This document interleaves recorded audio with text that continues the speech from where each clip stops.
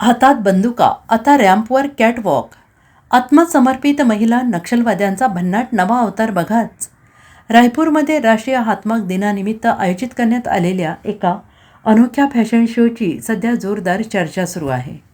या फॅशन शोने सगळ्यांचेच लक्ष वेधून घेतले आहे. एकेकाळी छत्तीसगडच्या दंडकारण्यात हातात बंदुका घेऊन हिंसाचार करणाऱ्या महिला नक्षलवाद्यांना आता आत्मसमर्पण केल्यानंतर नवी ओळख मिळाली आहे. या आत्मसमर्पित महिला नक्षलवाद्यांनी रायपूरमधील या फॅशन शोमध्ये रॅम्पवॉक केलेला आहे.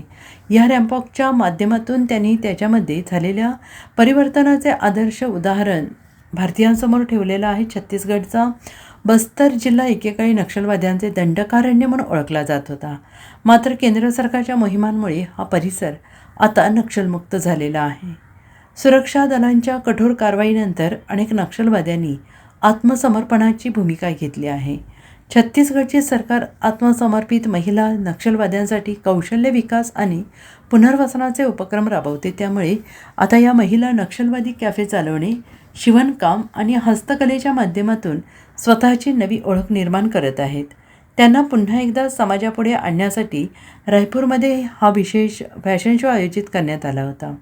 काही प्रोफेशनल मॉडेलसोबत या महिलांनी सुद्धा रॅम्पवॉक केला आणि उपस्थितांची मने जिंकली. छत्तीसगडची पारंपरिक कोसा सिल्क आणि हातमागावर तयार झालेली वस्त्र परिधान करून या महिला रॅम्पवर आल्या होत्या.